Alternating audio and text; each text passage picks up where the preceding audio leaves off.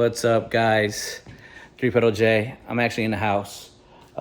Just got a package in from HHP, and I'm pretty excited. I'm going to share it with you guys. So I ordered on Monday. I don't even know if that's going to show HHP or not. But I ordered on Monday the push rod check-in tool that I need to get the correct push rods for the 6-1 heads for the Evolution 5.7. So in addition to putting everything together and the short block and all the accessories done, now we have the tool we need so that we can check for push rod length and get those ordered.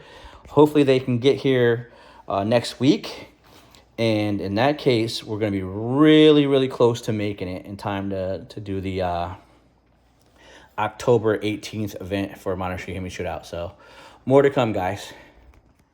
Hey, so I just opened it up, and it comes with what looks like some springs. Oh, it's from Manton too. This is perfect. So it looks like it comes with the springs and the adjustable rod deal. Apparently you put these springs on the rockers in place, and then you go from there. And of course you get, like HHP always does, a sticker, which is cool. I've got a ton of them. I just put those on my gas cans at this point. But so I'm gonna go on the Manton site and read how to use this, and then we're gonna get started with making this happen, man. I'm gonna definitely get situated with this so that I can get these push rods ordered. So we'll assemble the heads and get it ready to go, and you guys will see more of that in this video. Look what I came home to. No excuses. Manton will be here tomorrow, Manton push rods. So it's time to start getting Evolution 5.7 taken care of in Frankenstein. More to come, guys, more to come. Guys, look what I'm coming home to. Look what I'm coming home to. I gotta not put my address on there. Look what I'm coming home to. Look what I'm coming home to. Let's go. Manton push rods are here. It's time to get Frankenstein cooking. This weekend is going to be busy. More to come. Well, guys, I just got home, and as you saw from the earlier post, I got the Manton push rods. We custom ordered them, and I wanted to send a shout out to Manton. They got these to me super fast. I ordered these on Monday, and they are here today, Thursday. So I can't thank Manton enough for working with me and getting me these custom push rods. They're a 118 wall push rod. They're their 3 series. They tried to sell me the 5 series, and they were gonna make like special order for me super quickly, but for what I needed and for this particular application, the 3 series is gonna be fine. But I'm super excited. Let's have a look. I already did open up the package, so with that said, let's have a look. So package pretty good. Sorry about my kitchen. We got the cool little Manton sticker. That's pretty dope. Like that. They got the little peanuts in there. And they got the packaging. Look at this packaging. It's pretty tight. I mean, like, ooh. These are heavy compared to the stock ones. These are heavy.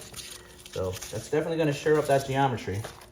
Then I got the invoice in there. I'm not going to show you that because it has my address and all that stuff. I'm making a mess. Gotta clean up so the wife don't get mad at me. But yeah, this is awesome, guys. As soon as I get some time tomorrow after work, we're gonna go ahead and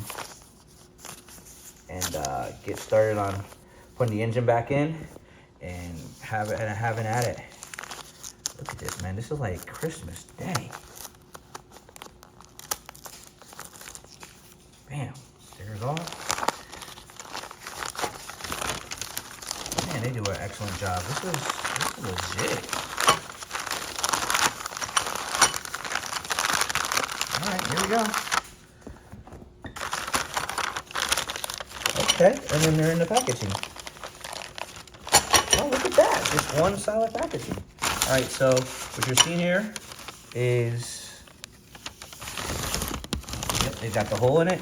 So you see The longer ones are for the exhaust. The shorter ones are for the intake. So it should be interesting, man. I'm hoping that we're gonna be good.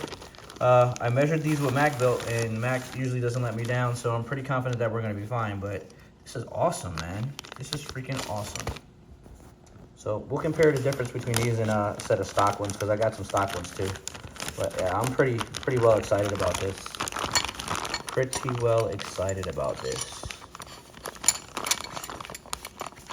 See how much of a difference.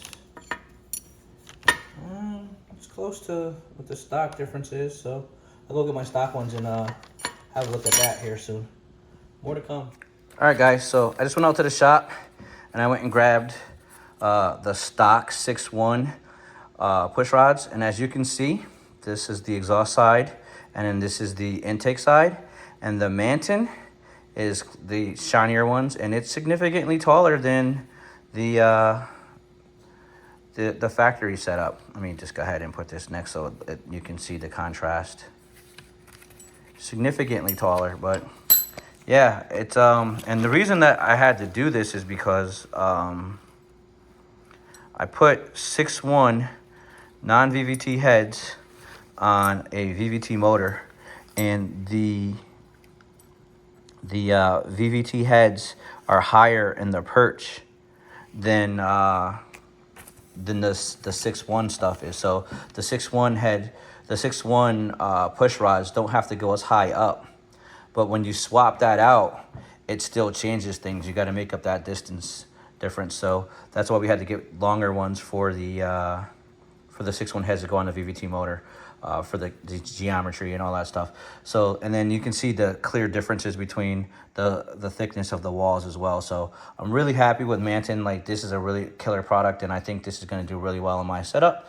It's definitely going to stabilize my geometry for high RPM shifting and high RPM releases of the clutch. So this thing should scream. Hopefully we're going to be making big power out of this deal. More to come, guys.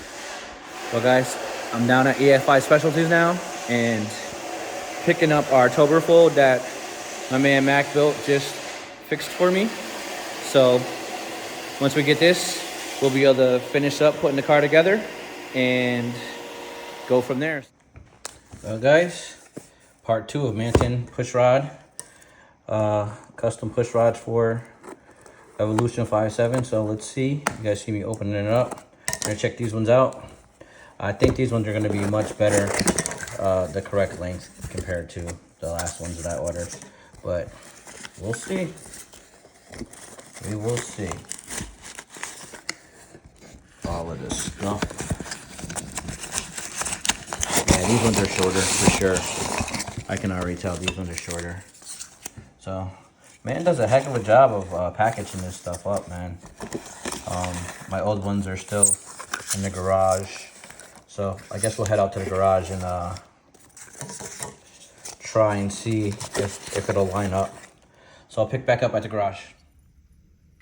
So if you look here, there's a short one, here's the long one. You should be able to see how much further it sticks out.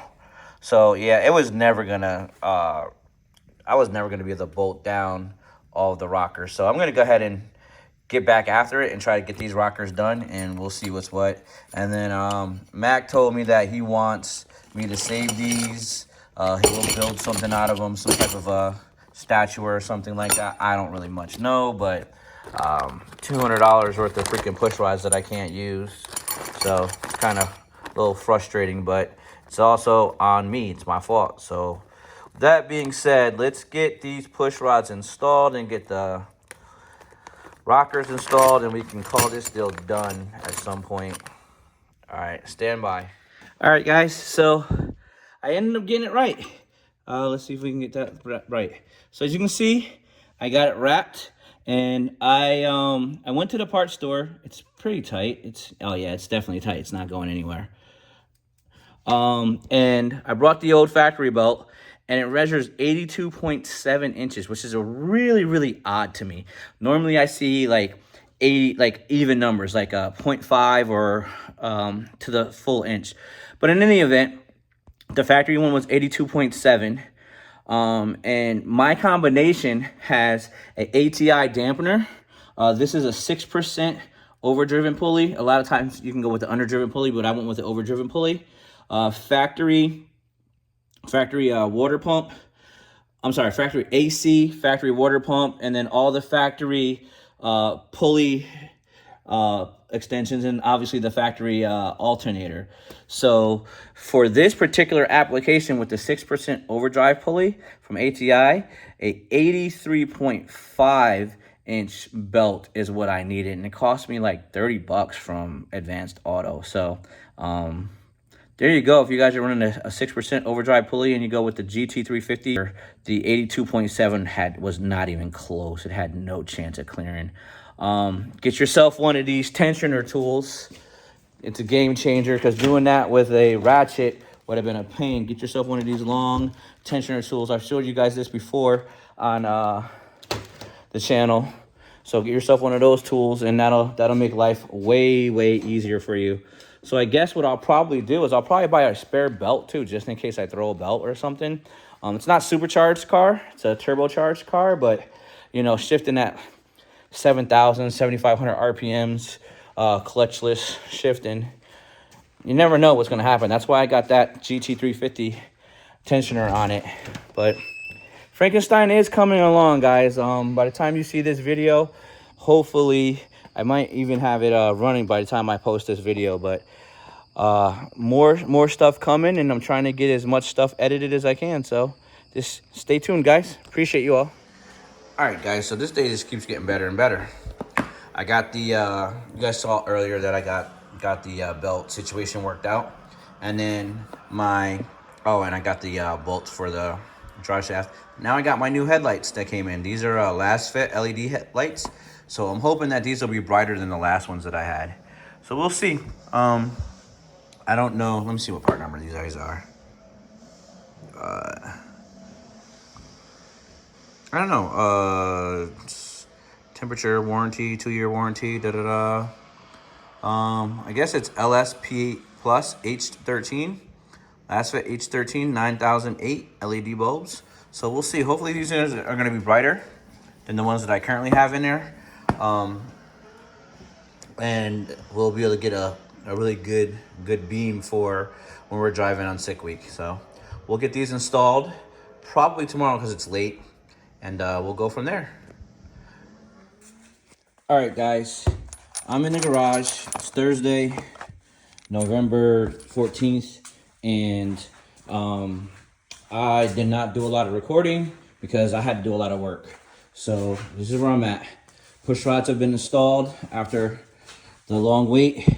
I've got the top of the engine pretty well back together.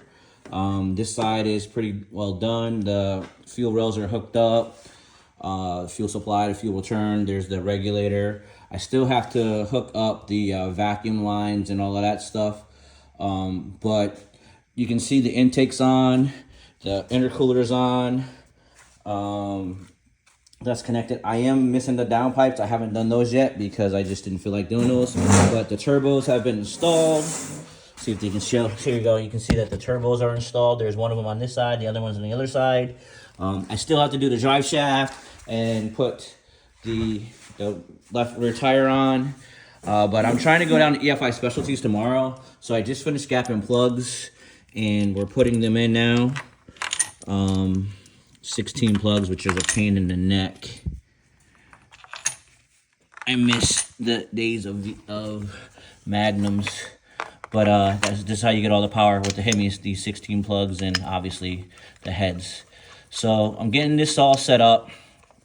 Hopefully tomorrow Mac's supposed to get this driver's side head valve cover done so that I can make the line for that, and then I'll be able to have crankcase ventilation issues resolved.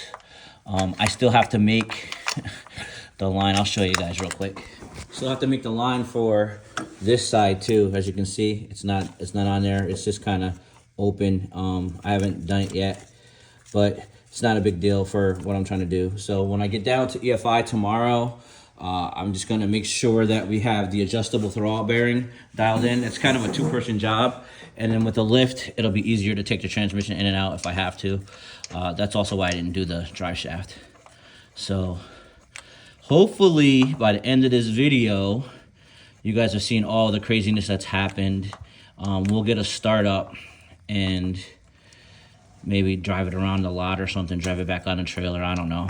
But the goal is to try to make a test rental for next Friday, the 22nd. So I'm gonna have to take off work for that, which I'm not too thrilled about, but I need to get a test in before we go to Rocky Mountain Race Week to see what we need to do. So it's gonna be interesting. It's gonna be interesting. I think this little motor is going to be impressive and surprise me and other folks as well. So we're just trying to finish up the last minute little things. I also got some upgrades again. I got the aluminum radiator in, so here's the bigger aluminum radiator. I don't know if that's gonna show. Let's see, yeah, it's all covered, but there you go. There's the aluminum radiator from the top. We've got the tensioner, the GT350 tensioner on there. We've got the silicone hoses on. They're a little tight. I gotta admit, I don't like how that one looks on that deal, but it is what it is. We're gonna make it work and we're gonna go from there. These are the hoses for the 6.1. So we'll see. I mean, hopefully everything turns out to be good. I still gotta put water in the block too. So I've been talking a lot. There's just a lot of little things that have to get done, but for the most part, Frankenstein is back together with 6.1 based 5.7 or 5.7 with 6.1 based 5.7. So still 5.7 block, a little bit bigger bore, a little bit bigger stroke, but still a 5.7 block. We'll give her our all, guys. This will be the first time that I ran with the Holley intake as well, so I'm hoping that that's going to make a difference too. All the other runs were with the 6.1 intake manifold, so we'll see how the Holley does on the dyno, if Dave can get it on the dyno sometime before the end of this week, which I think he will. And then Dave's going to be at the track too, so we'll be able to dial in any little things that we got going on there. And then afterwards, we'll work on getting fuel tech situated, because I want to have fuel tech for a sick week. I want to be able to have a map for 93 and a map for E85. That way I can get like E85 from Fort Meade and not have to worry about it. I can pump out the 93 octane gas. I can drive and find any place, you know, and get gas and not worry about gas mileage, worry about E85. Or we can just rough it and map out E85 stations along the routes for sick week. It's Georgia and Florida. I'm pretty sure we'll be able to find what we need. And I mean, if we're taking it easy, this is a 6-speed, so it's got 2 overdrive. So if we're just cruising, I don't think it should be using too much E. But I'll be honest, I've never driven for distance with E85, so I don't know how it's gonna behave. So you guys, my wife's gonna come with me, or Don or Mac or somebody, but we'll right now it's my wife, and we'll record everything for sick week. We'll record what we need to record for this test session coming up on the 22nd as well, and I'll bring that to you guys. So with that all being said, the next time you see me will be at EFI Specialties, and we'll be dialing in the final little small stuff that we got to get dialed in. So stay tuned, guys. Well, guys, you guys asked for it. Frankenstein's running. I got to hook up all of the vacuum lines to the wastegates, but he's running now. So you guys didn't hear the startup because Mac and I had to look at some stuff, but he's definitely running. We're gonna get on the lift. Hey guys, so I'm back. It's now the next day. If you guys are still watching this video, you'll see that we got Frankenstein running last night. I was on at EFI for the majority of the night. Watched the disappointment that was the Tyson-Logan Paul fight, and buttoned up some things to get Frankenstein up and going. So he does run, and he is started. You guys heard it, but it's not running correctly. So I had to go back and double check some stuff, and we fixed a bunch of small minor issues that happen when you put a car back together on a build. I just overlooked a couple things. So we got that situated. And now he runs and idles better. But I have a problem. I have to pull the transmission, and I'm gonna put the original Hellcat clutch back in it, and the original throwout bearing, because while the Ram twin disc centered iron clutch is amazing, and the Tilton throwout bearing is amazing, it does take some work to dial it in, and I just don't have that kind of time right now. I need to make this rental so that we can get some time on Frankenstein. So follow along with me, guys, as we climb up into Frankie here, and we start him up and roll him off the trailer into his temporary home right here. Back in the air we'll put him, and then we'll go from there. His permanent home is there where the white truck is, but for now he's gonna come in the working garage while we continue to work on him. So let's get after it, guys. Let's get after it. Big boy Ram truck, always putting in work. I love the big boy Ram truck. You can see a lot of craziness with Frankenstein right now. All the stuff that I need to deal with him, but yeah, I'm gonna start up and see if we can get him to start.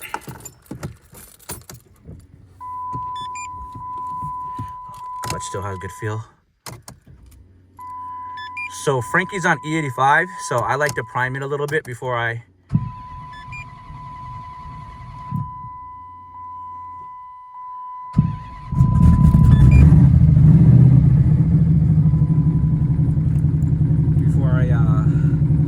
like to crank them. I like to give them a little bit of a prime. So we're gonna go ahead and see about getting them off.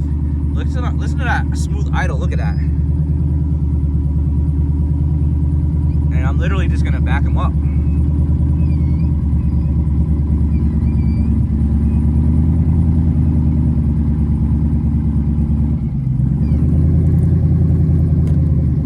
All right.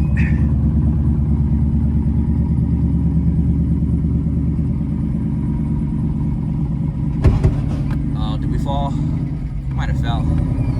Nope, we didn't fall. Nicely done. Frankie, you're just going in nice and easy. The clutch.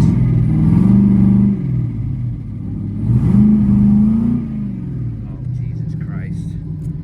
The clutch has no engagement at all. So we're here. We're gonna have to push him now the rest of the way, but it's fine. He's off the trailer, and we can fix it from here. I can push it. I can have my kid help me push him in. Oh yeah, it fell off the...